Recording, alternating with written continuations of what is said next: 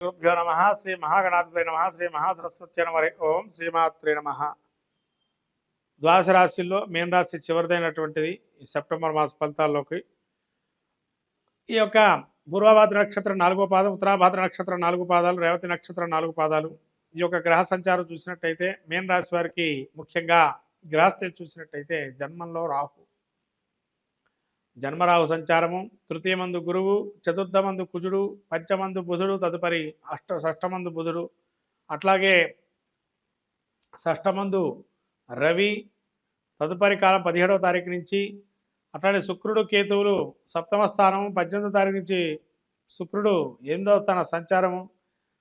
శని వక్రగతి ఉన్నటువంటి శని ఈ యొక్క జన్మస్థానాత్తు ఏ స్థానంలో సంచారం కాబట్టి ఈ యొక్క స్థానాన్ని చూసినట్టయితే మనం ముఖ్యంగా ఏలినాటి శని ప్రభావం ఉంది ఈ యొక్క మీనరాశి వారికి. కానీ వక్రగతి ఉండడం వల్ల కొంత వీళ్ళకి రిలీఫ్ ఇచ్చాడు మీనరాశి వారికి. కాబట్టి శుభకార్యాలు చాలా చేయొచ్చు, శుభ కార్యక్రమాలకు ముందుకు పోతాయి. కానీ జన్మంలో రాహు ఉండడం వల్ల వృధా సంచారము, నిరాశ, నిస్పృహలు, మనం ఎంత చేసినా ఇంతేనా అని ఒక ఆలోచనలో మాత్రం ఉంటారు. మనం ఎంత పోరాడినా కూడా మనకి ఎంత ఫలితం రావాలి, ఎంత శ్రమ చేసినా అంత ఫలితమే వచ్చిందే అని ఒక భావనలో ఉంటారు. కాబట్టి కొద్దిగా అదంతా కొద్దిగా మనసులో పెట్టుకొని నిదానమైన ప్రధానంగా మనకు ఫలితం వస్తుంది అని ఆలోచించండి అంతవరకు. తర్వాత గురువు 3లో సంచారం వల్ల కొంత వ్యతిరేకత ధోరణి, సొంత తోబుట్టులు మేముతో పోట్లాడటానికి ముందుకు వస్తారు. ఈ పోట్లాడటం వల్ల ఏదైనా సాధిస్తామనుకుంటారు, ఏమీ సాధించలేరు. కానీ పోట్లాటలు మాత్రం పెరిగి పెద్దగయ్యి వాటిని చూసి జనాలు కూడా అంటే మీ యొక్క బంధువర్గాలు కూడా ఆశ్చర్యపోతారు. ఇంత కలివిడిగా ఉండేవారు ఒక్కసారికి ఇట్లా వైరవర్గంలా మారారా అని చెప్పి అనుకుంటారు. అట్లనే చతుర్థమందు కుజుని సంచారం వల్ల కొంత అనారోగ్య సూచనలు ఉంటాయి. రక్తహీనత కానీ, భుజాలకు సంబంధించి కానీ, ఉదర సంబంధమైన అధిక ఉష్ణ శరీరమైనట్టు కానీ ఈ ఇబ్బందులతో బాధపడుతుంటారు. ఏదైనా కానీ కాస్త అనారోగ్యం కుజుడి వల్ల కలుగుతుంది కాబట్టి వాహన ప్రమాదాలు జరిగే అవకాశం ఉంటుంది. కాబట్టి వాహనాలు ప్రయాణం చేసేటప్పుడు జాగ్రత్తగా ఉండడం మంచిది. బుధుడు వీరికి 6వ స్థాన సంచారం వల్ల కొంత బుద్ధిమాంద్యత, బుద్ధి కుశలత పోతుంది. కాబట్టి బుద్ధిగా ప్రవర్తించడానికి కానీ, బుద్ధి కుశలత పొందే అవకాశాన్ని కొంతవరకు లాజికల్గా ఎప్పుడు మాట్లాడకండి. నిజంగా అక్కడ ఏముంది అనే ప్రత్యక్షంగా గోచరించేదాని గురించి మాట్లాడండి. 6లో రాహు రవి సంచారం వల్ల అనారోగ్యం వచ్చినా దాన్ని మళ్ళీ నిలదొక్కుని నిలబడతారు. కాబట్టి ఎటువంటి ఇబ్బంది లేదు. హృద్రోగులు అంటే హార్ట్ డిసీజెస్ ఉన్నవాళ్ళు కానీ, ఈ యొక్క పాదాలకు సంబంధించినటువంటి ఇబ్బందులు ఉన్నవారు, మోకాళ్ళకు సంబంధించిన ఇబ్బందులు ఉన్నటువంటి వారికి కానీ కాస్త అనారోగ్యం వచ్చే అవకాశం ఉంటుంది. కాబట్టి చాలా జాగ్రత్తగా తగు చర్యలు తీసుకొని డాక్టర్ సంప్రదించి మంచి సత్ఫలితాల వైద్యాన్ని పొందండి. అట్లానే శుక్రుడు సప్తమ స్థాన సంచారం వల్ల ఎదుటి మనిషి కానీ, మీ యొక్క భార్యాభర్తల స్థానం కానీ వాళ్ళ కొంత మానసికమైనటువంటి ఇబ్బందులు, పొరపచ్చలు వచ్చే అవకాశం ఉంటుంది. అవి మీరు పెద్దగా వాటిని మనసులో తీసుకోకుండా వదిలేయటం మంచిది. మనస్సు తీసుకోవటం వల్ల అనారోగ్యాలు పెరిగి మళ్ళీ వాటి వల్ల కూడా ఇంకో మానసిక వ్యాధులు పెరిగే అవకాశం ఉంటుంది. కాబట్టి వాటిని పెద్దగా పట్టించుకోకపోవడం మంచిది. కాబట్టి రాబోయే 18వ తారీఖు నుంచి మంచి సానుకూలమైనటువంటి వాతావరణం ఏర్పడుతుంది. భాగస్వామి వ్యాపారం కానీ, మీ భర్తగా భార్య కానీ మిమ్మల్ని మంచిగా చూసుకోవటం అవకాశం ఉంటుంది. సప్తమ స్థానంలో కేతు సంచారం వల్ల అపార్థాలకు లోనే అవకాశం ఉంటుంది. కాబట్టి ఏదైనా కొంత అవతల మనిషికి అవగతమయ్యేది వరకు విషయాన్ని చెప్పడం అనేది మంచిది. అంతా సగం పనులు జరుగుతూ ఉంటాయి. మీరేదో చెప్పేది ఒకటి, అక్కడ జరిగేది ఇంకోటిగా ఉంటుంది. కాబట్టి దగ్గరుండి మీరు 1-2 సార్లుగా వాళ్ళకి చెప్పి అవగతం చేసి విషయాన్ని ఆ పరిజ్ఞానంలోకి తీసుకుంటే మీకు మంచి సత్ఫలితాలు సాధిస్తారు. కాబట్టి ఈ విధమైనటువంటి ఈ యొక్క మీన రాశి యొక్క సంచారం చూసినట్టయితే ఎప్పుడైనా ఏదైనా కానీ మీరు 1-2 సార్లుగా ఆలోచన చేసి తగు నిర్ణయం తీసుకోవటం మంచిది అనేది సరైన సూచన. ఎవరో ఏదో అన్నారు అనేది మీరు మనసులో పెట్టుకోకుండా మీరు మీ పని మీద ఏదో సాధించుకుంటూ వెళ్ళండి. ఆత్మవిశ్వాసంతో ముందరకెళ్ళండి, అన్ని పనులు సాధిస్తారు. అంతేగాని వాళ్ళెవరో మీ బంధుజనాలు కానీ, మీ జ్ఞాతులు కానీ, మీ యొక్క బయట వర్గంలో మిమ్మల్ని హేళనగా చూసేవాళ్ళు కానీ, లేదా మిమ్మల్ని ఇబ్బంది పెట్టేవాళ్ళు కానీ, ఈ కార్యం చేస్తే మీకు ఇన్ని ఇబ్బందులు కలుగుతున్నాయి అని చెప్పడం ఏదైతే ఉందో అది అంతా కూడా మీరు నమ్మకుండా ఉండడం మంచిది. మీకు తోచిన విషయం ఏదైతే ఉందో అది చూసుకొని చేసుకోవటం మంచిది.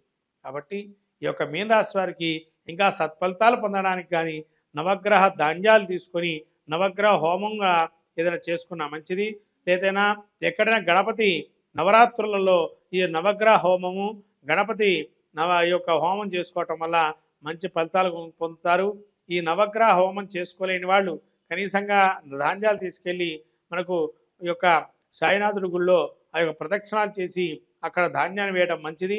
అది కూడా చేయని వాళ్ళు ఇంకా ఏమైనా చేయొచ్చునా అంటే నవగ్రహ ధాన్యాలు తీసుకొని అన్నీ 100 గ్రాములుగా తీసుకొని వాటినన్నిటినీ కూడా కొన్ని ధాన్యాలు నానబెట్టచ్చు. కాబట్టి ఆ ధాన్యాలని నానబెట్టేసి ఆవుకి ఆదివారం రోజు అరటిపళ్ళతో సహా దానిలో మంచిగా కలిపేసి స్వయంగా ఆ యొక్క గోవుకు పెట్టి ఆ గోవు దగ్గర ఉన్న మట్టిని విభూతిగా ధారణ చేయండి.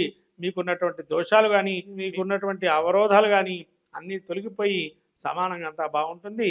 రాబోయే గణపతి నవరాత్రులలో విశేషంగా గణపతి చతురావృత్తి తర్పణం చేసుకోవటం వల్ల చాలా మంచి ఫలితాలు పొందుతారు.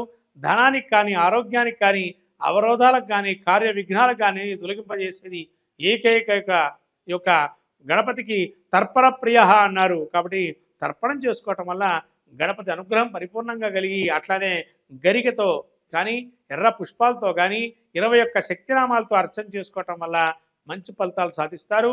ఈ నవగ్రహ ధాన్య రూపంలో ఉండే గణపతిని ఆరాధన చేయటం వల్ల చాలా మంచి సత్ఫలితాలు పొందుతారు ఈ మీన రాశి వారు. ఈ విధంగా సెప్టెంబర్ మాసంలో ఈ విధంగా ఉంటుంది ఫలితాలు. అందరికీ నమస్కారం. రాబోయే వినాయక చవితి, ఈ యొక్క వినాయక చవితుల్లో అందరికీ తెలిసినట్టు అంశం ఏంటంటే వినాయకుడు పృథ్వీతత్వము. అంటే సృష్టిలో మొదలుకొని పృథ్వీతత్వం అంటే మనకు భూమి నుంచి ఉద్భవించినటువంటిది. భూమి అంటే ఎటువంటిది కూడా ఆకారం లేకుండా అమ్మ సృష్టి వల్ల పుట్టినటువంటి వారు వినాయకుడు. కాబట్టి ఈ వినాయక నవరాత్రులలో ఎవరైనా కూడా వినాయకుడు అర్చన తర్పణ ప్రియ అన్నారు. అంటే ఒక్కరికి ఒక్కటి ఇష్టం ఉంటుందండి ప్రతి ఒక్కరికి కూడా. అట్లాగే ఈ భాద్రపద మాసంలో వచ్చేటువంటి వినాయక చవితిలో చాలా అద్భుతమైనటువంటి నవరాత్రులు. ఏది మొదలుపెట్టినా తలపెట్టిన కార్యం జయం సాగించేటువంటిది వినాయకుడు. కాబట్టి సర్వ విఘ్న హరం దేవం సర్వ విఘ్న వివర్జితం సర్వ సిద్ధి ప్రదాతారం వందేహం గణనాయకం అన్నారు. మనకు శ్లోకం చెబుతుంది. అట్లానే భవసంచిత పాపాగ్నం విధ్వంసర విచక్షణం విఘ్నాస్వర వారంభంజే విఘ్నరాజమహం భజే అన్నారు. భవిష్యత్తు వర్తమానాన్ని అన్నీ తెలిపేది విఘ్ననాయకుడే. పురాణాలు ఇతిహాసాలు రాసింది మహాభారతాన్ని కూడా వినాయకుడి స్వరూపంలో వ్యాసుల వారు అక్కడ మానాలో మనకి ఆ గుహలో కూర్చోబెట్టి వినాయకుడితో అన్ని కూడా పురాణాలు మహాభారతాన్ని రాయించారు. అంతటి ఆ యొక్క గణపతి యొక్క నవరాత్రులలో అంతటి విధ్వాసార విచక్షణం ఎటువంటి విఘ్నాలైనా అన్నీ ధ్వంసించగల శక్తి సామర్థ్యం ఉన్నవాడు వినాయకుడు ఒక్కడే. భవసంచిత పాపాగ్నం అంటే భవిష్యత్తులో కానీ సంచిత వర్తమానంలో కానీ భూతం అంటే పోయినటువంటి కాలంలో ఉన్నటువంటి దోషాలు ఏవైతే మనం తెలుసో తెలియకో చేస్తున్నామో దాన్ని అంతటా పటాపంచలు చేసి మళ్ళీ మనకు మంచి అపూర్వమైనటువంటి ఫలితాన్ని ఇచ్చేది ఈ వినాయకుడి యొక్క అనుగ్రహమే. అందుకనే స్వామివారికి వరసిద్ధి వినాయకుడని సిద్ధి బుద్ధి సమేత వరసిద్ధి వినాయకుడని కూడా పేరుగాంచాడు ఇక్కడ. అంటే ఇక్కడ ఏమండి వారు మరి వివాహం జరిగిందా, మనకు వివాహం జరగలేదు కదా అని అనుకుంటాం. వినాయకుడికి వివాహం జరిగిందా లేదా అనేది పక్కన పెట్టండి, మనకు అనవసరమైన చర్చ కాదు. ఇక్కడ ఏంటి అవసరమైన చర్చ ఏంటంటే వినాయకుడు అనుగ్రహం కలిగితే మనకేం కలుగుతుంది అంటే సిద్ధి బుద్ధి. అమ్మవార్లు ఎవరంటే ఆయన ఒకరోజు వినాయకుడట పార్వతీ పరమేశ్వరుడు చెప్పాట, విఘ్నాధిపత్యం నాకు ఇచ్చారు కదండి నాన్న, నేను వెళ్ళి తపస్సు చేసుకుంటాను అన్నట పరమేశ్వరుడితో వినాయకుడు. సరే అని చెప్పి పంపించేశారు. వినాయకుడు తపస్సు చేసుకుంటూ వెళ్ళాడు. ఎప్పుడైతే వెళ్ళాడో వినాయకుడు ఫస్ట్ దేన్ని చేపట్టాడు అంటే బుద్ధి కుశలత ఎక్కడ చేపట్టాడంటే ఎక్కడైతే పార్వతీ పరమేశ్వరులకు ప్రదక్షిణం చేశాడో అక్కడ బుద్ధిని చేపట్టాడు. అంటే బుద్ధి ఉంటే ఏం కలుగుతుంది మనకి, మంచి ఆలోచన శక్తి వల్ల ఏదైనా సాధించగలుగుతాము అనేది ఫస్ట్ వినాయకుడు మనకు అక్కడ చూపించాడు. అదే బుద్ధిదేవి అని. బుద్ధి మళ్ళీ సిద్ధి. మనం ఆలోచన చేశాము, తగిన కార్యం నెరవేరింది, వెంటనే మనం కోరుకుంటాం కదా, ఏమండి ఫలానా కార్యం జరగాలని స్వామిని కోరుతున్నానని. సిద్ధి పొందటానికి ఏం చేయాలా, ఆయన్ని ప్రత్యక్షం చేసుకోవాలి.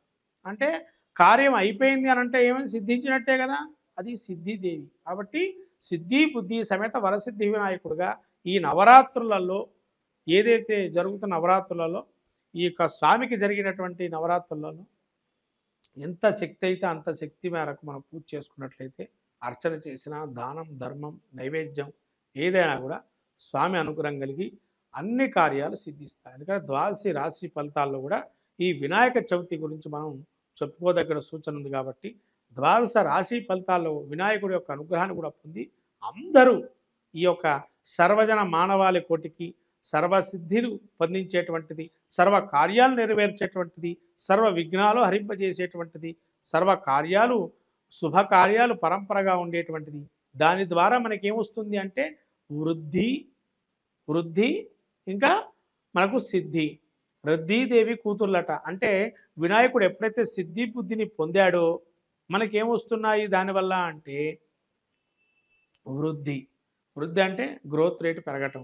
వెంటనే పెరుగుతాయి కదా మనకు ఏదో విధంగా, అది గ్రోత్ రేట్, అది వృద్ధి అంటారు. అంటే కూతుర్లు అని చెప్పంటారు. వృద్ధి. ఇంకొకటేమో రిద్ధి అంటే ఏంటంటే సకల కార్యములందు కూడా అరిష్టాలు తొలగింపజేసేది వృద్ధి.